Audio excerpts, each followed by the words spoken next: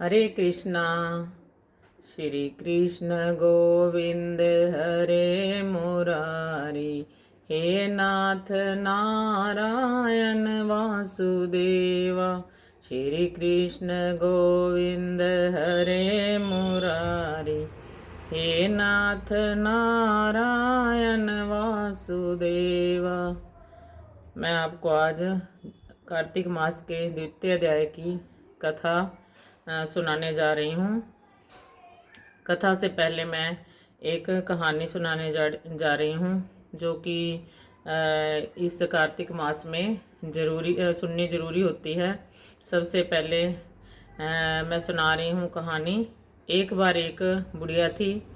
वह श्री गणेश जी की पूजा नित्य प्रतिदिन करती थी।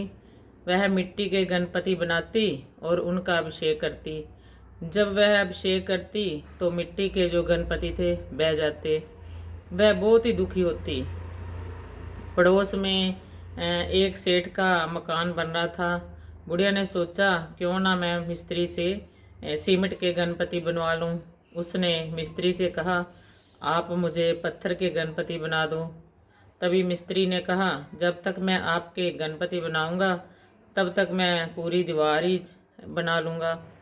बूढ़ी माँ चुपचाप अपने घर चली गई। तब मिस्त्री दीवार बनाने लगा। दीवार कभी टेढ़ी हो रही है, कभी गिर रही है। शाम को सेठ जी आए। उन्होंने मिस्त्री से कहा, आज आपने क्या काम किया है? मिस्त्री बोला, मैं सारा दिन दीवार चिनता रहा। दीवार बार बार टेढ़ी होती गई और मुझे बार बार दीवार गिरानी पड़ी। सेठ ने कहा, ये क्यों हुआ? तब मिस्त्री बोला कि एक बूढ़ी आई थी। उसने मुझे गणपति बनाने को कहा था और मैंने मना कर दिया था।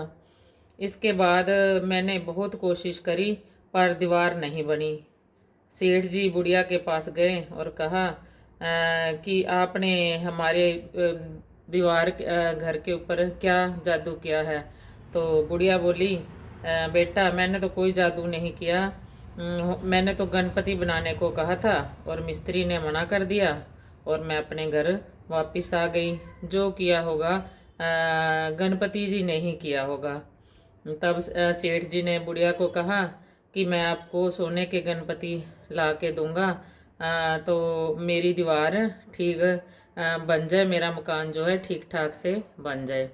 तब सेठ जी ने बुढ़िया को पीतल सोने के गणपति बनवा के दे दिए और बुढ़िया बहुत खुश हुई। और इस तरह उसका सेठ जी का मकान भी बहुत अच्छा बन गया। जैसी कृपा गणपति जी ने बुढ़िया पर करी वैसी गणपति जी सब पर करना और इसी प्रकार सब पर अपनी कृपा का हाथ बनाए रखना। अब मैं आपको द्वितीय अध्याय की कथा सुनाने जा रही हूँ कार्तिक मास के।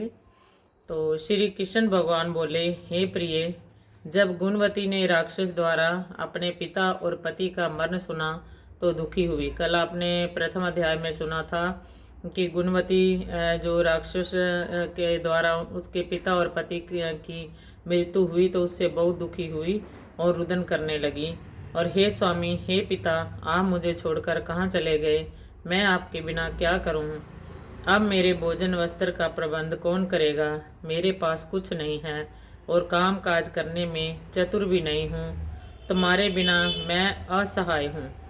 अब मैं किसकी शरण लूँ? मैं विधवा हो गई हूँ। विधाता का मेरे ऊपर कोप हुआ है। अब मैं कहाँ जाऊँ, कहाँ बैठूँ? अब मैं कैसे जीऊँ? श्री कृष्ण बोले, कुकरी के समान विलाप करती हुई, हवा से हिलते हुए, केले के पत्ते की तरह कांपती हुई पृथ्वी पर गिर पड़ी। थोड़ी देर में सावधान होने पर फिर विलाप करने लगी और शोक समुद्र में डूब गई। उस गणवती ने घर की सभी वस्तुएं बेचकर यथाविधि सावधानी से अपने पति की पारलौकिक क्रिया की और उसी नगरी में विष्णु भगवान की भक्ति में तत्पर होकर इंद्रियों को वश में कर शुद्ध शांति से रहने लगी और मरण तक एकादशी और कार्तिक मास के व्रत आदि करती रही। हे प्रिय, यह दोनों व्रत मुझे अत्यंत प्रिय हैं, जिनके करने से भोग और मोक्ष की प्राप्ति होती है, पुण्य होता है, पुत्र और संपत्ति मिलते हैं, कार्तिक मास की तुला राशि पर सूर्य निकलने पर महापापी जो भी प्रातःकाल स्नान करते हैं वह भी मुक्ति को प्राप्त होते हैं। जो मनुष्य स्नान, जागरण, दीपदान और तुलसी के वन का पालन करते हैं वे विष्णु के रूप हैं। भगवान विष्णु के मंदिर में झाड़ना, सतिया काटना तथा विष्णु की पूजा आदि का कार्य जो मनुष्य करते हैं वे जीवन मुक्त होते हैं। जो कार्तिक में 3 दिन भी नियम पालन करते हैं वह देवताओं की तरह पूजे जाते हैं, और जो जन्म भर करते हैं उनका तो कहना ही क्या। इस प्रकार वह गुणवती प्रत्येक वर्ष कार्तिक व्रत और भक्ति पूर्वक विष्णु भगवान का नित्य ही पूजन करती रही। एक समय वृद्धावस्था के कारण दुर्बल होने से, रोग और ज्वर से पीड़ित होने पर भी गंगा स्नान को गई। ज्यों ही पानी में उतरी, जाड़े के मारे थर थर कांपने लगी। उसी समय गुणवती ने आकाश से आता हुआ विमान देखा। शंख, चक्र, गदा, पद्म आदि आयुधों को लिए हुए विष्णु के रूप धारण करने वाले पार्षद गरुड़ की ध्वजा वाले अप्सराओं से युक्त ऐसे विमान में बिठाकर चमर डोरते हुए बैकुंठ को ले गए। प्रदीप्त अग्नि के समान कीर्ति वाली गुणवती विमानों में बैठी हुई कार्तिक व्रत के प्रभाव से मेरे पास आ गई। जब ब्रह्मा आदि देवताओं की प्रार्थना से मैं पृथ्वी पर आया तब वे गण भी मेरे साथ आए। हे भामिनी, यह सब यादव मेरे गण हैं और तुम्हारे पिता देव शर्मा भी इस जन्म में सत्राजित हुए। और हे शुभे, तुम वही गुणवती हो जो कार्तिक के स्नान के प्रभाव से मेरे लिए अत्यंत प्रिय हो। तुमने जो मंदिर के सामने तुलसी का बगीचा लगाया उसी से यह कल्प वृक्ष तुम्हारे आंगन में है। कार्तिक में जो पहले तुमने दीपदान किए हैं उसी फल से तुम्हारे देह और घर में लक्ष्मी देवी का निवास है। जो संपूर्ण व्रत आदि कपास स्वरूप भगवान के अर्पण किए थे, इसलिए तुम मेरी पत्नी बनी हो। और तुमने जन्म मृत्यु तक जो कार्तिक व्रत उपवास किए हैं इससे तुम्हारा वियोग मुझसे कदापि नहीं होता। इस प्रकार कार्तिक में व्रत करने वाले तुम्हारे समान मेरे प्यारे होंगे। यज्ञ, दान, व्रत, तप करने वाले मनुष्य को कार्तिक के व्रतों के 16वां भाग का भी फल नहीं मिलता है। सूत जी बोले, सत्यभामा जी अपने पूर्व जन्म का सब हाल जानकर बड़ी प्रसन्न हुई और माधव कृष्ण को नमस्कार करके बोली, इति द्वितीय अध्याय। बोल बांके बिहारी लाल की जय।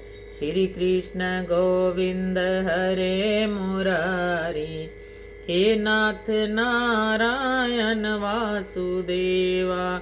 इसी तरह कार्तिक मास में दान आदि का बहुत महत्व है और तुलसी के आगे दीपक जलाने का भी बहुत अधिक महत्व है। वो मैंने आपको बताया ही था।